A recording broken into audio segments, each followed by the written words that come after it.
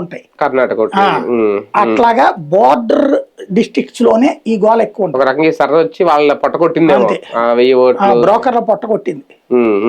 కానీ అంటే ఓకే ఇవంటే ఇవ్వలేరు, కానీ జనరల్ గా కూడా కొన్ని ఇబ్బందులు ఉన్నాయి కదా, దాన్ని ఎందుకు సాల్వ్ చేయట్లేదు? అది ఇప్పుడే కాదు, రేపు పొద్దున్న తేలుతుంది. ఇప్పటిదాకా మనం వింటున్నాం. ఇప్పుడు 2002 ఓటు ఉందా లేదా, ఎక్కడ ఓటేసావు అని అడుగుతున్నారు. మనం ఎక్కడ వేసామో తెలియదు. అదే ఇప్పుడు అప్పుడు ఓటర్ ఐడీలు మన దగ్గర ఏడ ఉంటాయి? 2002 ఇప్పటిదాకా ఎవడు పెట్టుకుంటాడు? మీరు అడ్రస్ చెప్తే మేము వెతుకుతాం అంటారు. వీళ్ళు ఎతకట్లా.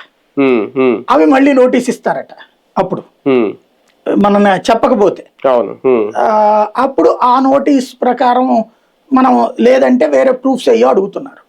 ప్రూఫ్ ఇచ్చిన తర్వాత దాని ప్రకారం అలౌ చేస్తారు లేదా అన్నది సెకండ్ ఫేజ్ లో కనబడుతుంది. అంటే ఇప్పుడు ఈ ప్రక్రియ పూర్తయిపోయాక నోటిఫికేషన్ ఇస్తారు.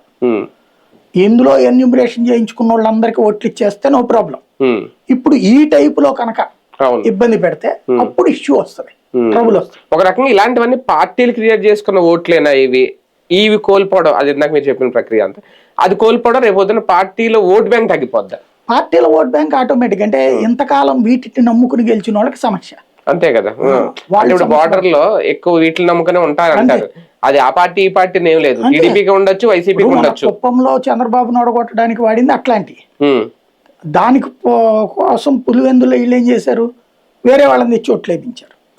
కుప్పంలో అయితే చాలా మంది దొంగ ఓట్లు 40,000 దాకా దొంగ ఓట్లు ఉన్నాయని తేల్చారు.